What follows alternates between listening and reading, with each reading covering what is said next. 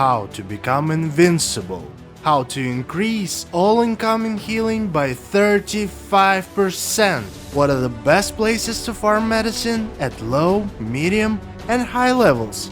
Did you know that there is a unique shield in the game that not only protects you from the bullets, but also heals you and your allies within a 3-meter radius for up to 50% of HP? To obtain it, first open the Memetic's Cradle and head to the crafting tab. From there, unlock the Stardust Shield wall. But if you wanna master this skill, you'll need the corresponding specialization, which I will talk more about later in the video. This specialization is called Stardust Barrier Hold the Line. It increases the shield's durability and allows you to use it up to 5 times. But most importantly, it restores 50% of health to you and your allies. Now let's talk about Diviants. The main deviant relevant to this video is Fastering Gel, and I've got some interesting facts about it. To obtain it, you need to defeat the first boss in the Monolith of Greed. Despite its cute appearance, this gel is one of the strongest deviants in one's human. It transforms into a wall that blocks all incoming damage and, most importantly, heals you and your allies while also reducing sanity. The higher your deviant skill level, the stronger the healing. For comparison, I'll show you some examples. But that's not all. If your allies also have Fastering Gel and summon them in the same spot, the healing effect stacks, giving you double the healing in half of the time. Let's dive into Whim Potions. This topic ties into Diviants, and soon you will see why. Whim Potions provide powerful positive effects, leaving the negative ones discussed later in the disease section. These potions can boost your character with up to 6 simultaneous positive effects. The most crucial one for us is Living Armor. It activates automatically when your health falls below 20%, fully restoring your HP over 5 seconds. Just think about how powerful that is. It can literally save your life in the toughest moments. The buff lasts for 2 hours and can be triggered every 10 minutes. To craft these potions, you'll need rare ingredients that only Diviants can produce. Specifically, crafting Living Armor requires Heart Vines, which are produced by Half-Seed Diviants. To obtain this Deviant, you'll need to defeat the boss in Gaia Cliff Monolith. As for the rest of the Whim Potions, that's a topic for another video.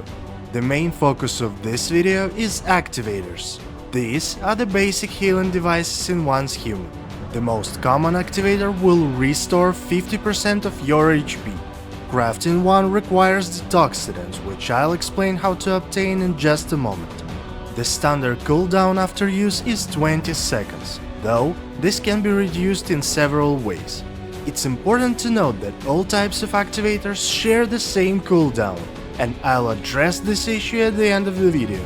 So how do we reduce the cooldown? There are 2 methods. The first is by learning the Rapid Aid skill in the Memetic's Cradle, which shortens the cooldown of all healing types by 30%.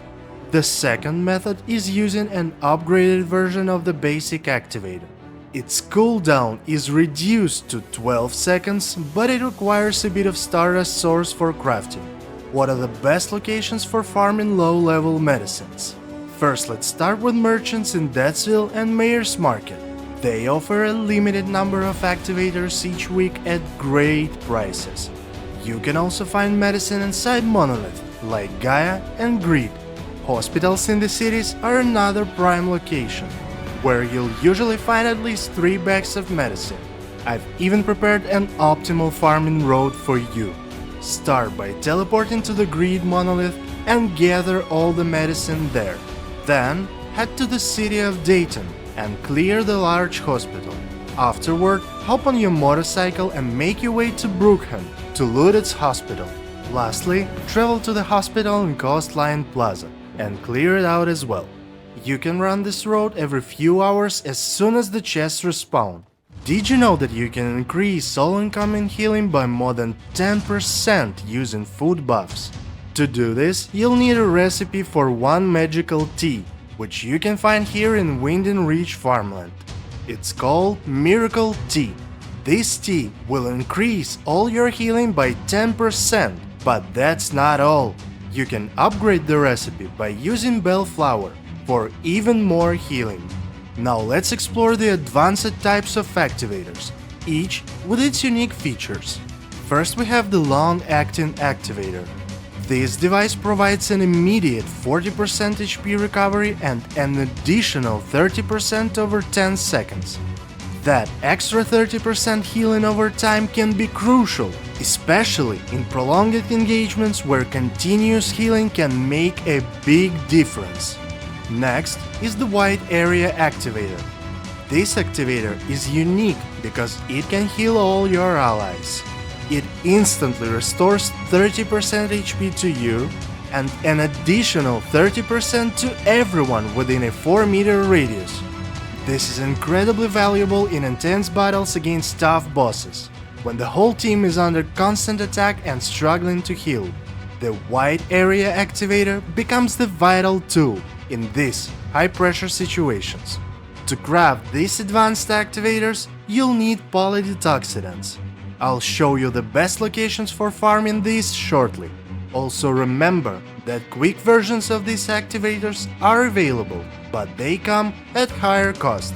Now let's discuss the top locations for farming high-level medicine and polydetoxidants.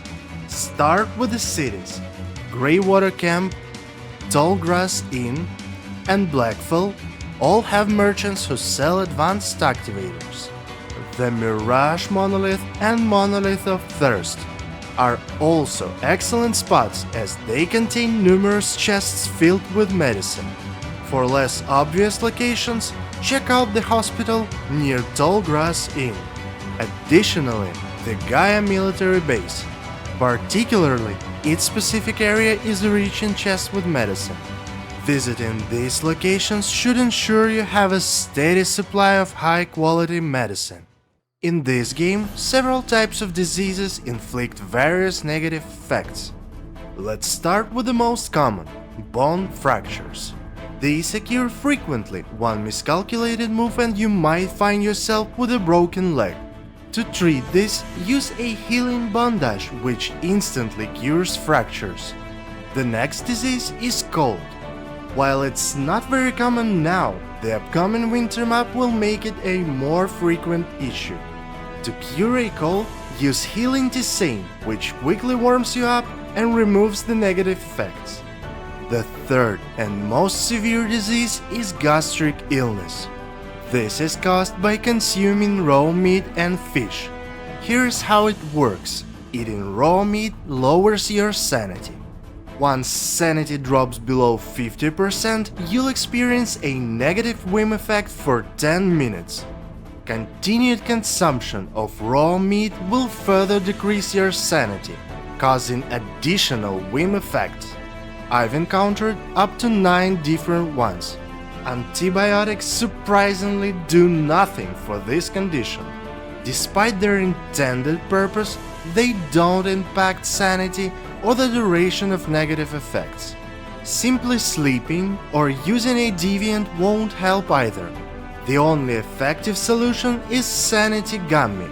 It might not be the most obvious remedy, but it works, removing both sanity and all negative effects regardless of their remaining duration.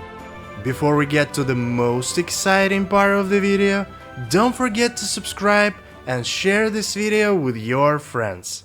Let's kick off this section with a list of most useful specializations that can significantly boost your healing abilities and even allow you to sell medicines to other players.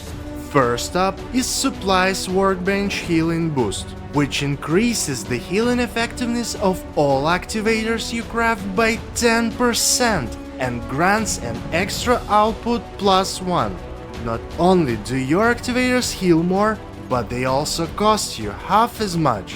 The next specialization is Fascinating Adrenaline Shot Phoenix, which lets you craft enhanced adrenaline shots that reduce damage taken for the first 10 seconds after respawning. while also gradually restoring HP. But the most remarkable specialization is Stardust Regulator. This device is so powerful that I need your full attention for what I'm about to say. The Stardust Regulator is a healing tool that can be used up to 15 times. Not only does it instantly restore 70% of your health, but it also grants you a shield equal to 30% of your HP. Essentially, after using this device, your health increases by 30%. If that doesn't sound amazing enough, here's the kicker. Stardust Regulator has its own separate cooldown, independent of other activators, meaning you can use it alongside the most advanced healing tools. However, there's one caveat: its cost. To craft a Stardust Regulator, you'll need refined detoxidants. But don't worry, I'll guide you through the best locations to farm these precious materials. Let's start with the most obvious location, the hospital in Blackthorn. Inside the tent, in front of the hospital, you'll find a crate. On the first floor, there are 2 crates with medicine, and another one on the second floor. Additionally, there's a gear crate located on the roof. The next spot to check out is the Alternate Reality Research Institute. Focus on the southern building here, then head up to the laboratory.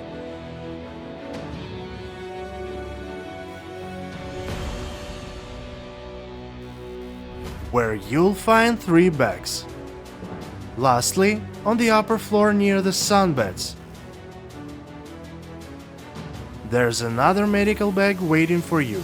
Another location worth exploring is the 73 Source Extraction Point. Inside, you'll find the first box in the lab, to the right of the entrance on the second floor.